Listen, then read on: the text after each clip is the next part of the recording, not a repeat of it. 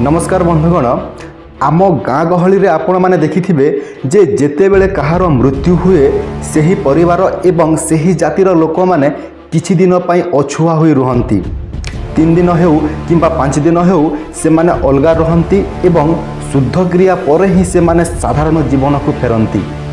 अनेक लोक एहाकू अंधविश्वास कहंती, किंतु आपण जानिछंती कि एहा पछरे एक बड़ वैज्ञानिक कारण रहिछि। आजिर वीडियो रे आमे एहार रहस्य खोलिबा। तो एहार प्रथम कारण हेउछि सामाजिक एवं मनस्तात्विक कारण।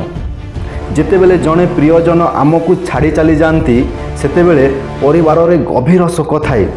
एही 3 रु 5 दिन अलगा रहिबा प्रक्रिया सेमानंकु समय दिए निज दुख को बांटिबा पाई।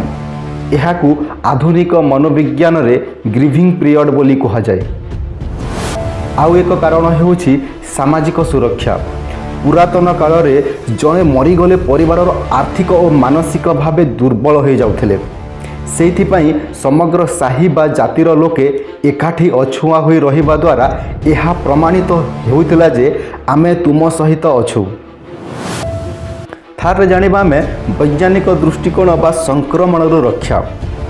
एबे आसंतु जानिबा जे एहार वैज्ञानिक कारण कौन। जे मृत्यु पर शरीर रे क्षय प्रक्रिया आरंभ हुए।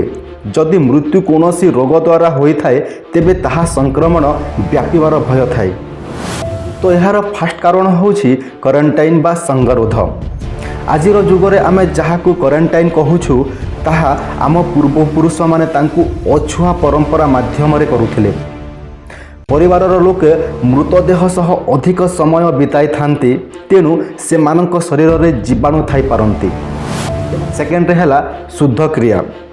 3 किंबा 5 दिन पर जो क्षयर हेबा बा स्नान करिबार प्रक्रिया थाए ताहा वास्तव रे शरीर को संपूर्ण रूपे सफा करिबा एक वैज्ञानिक पद्धति।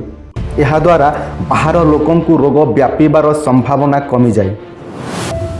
एहार तृतीय कारण हेउछि आध्यात्मिक दृष्टिकोण। गरुड़ पुराण अनुसार एही किछि दिन आत्मा निज परिवारर आखापाखी रही थाए, तेणु से माने निजकू संयम करी रखंती। एही समय रे सात्विक खाद्य खाती एवं शांत रहिबा द्वारा मन एवं शरीर उभय शुद्ध होई थाए, जहा द्वारा आगकू बंचिबा पाई साहस दिए।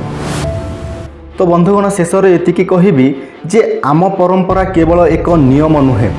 एहा पछरे परिवेश सुरक्षा एवं स्वास्थ्य गुड़ रहस्य लुचि रही।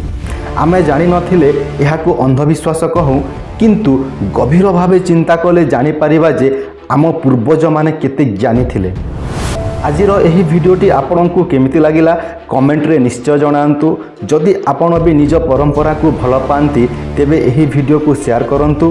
पुणी देखा हेबो एमिति एक रहस्यमय भिडियो रे। जय जगन्नाथ।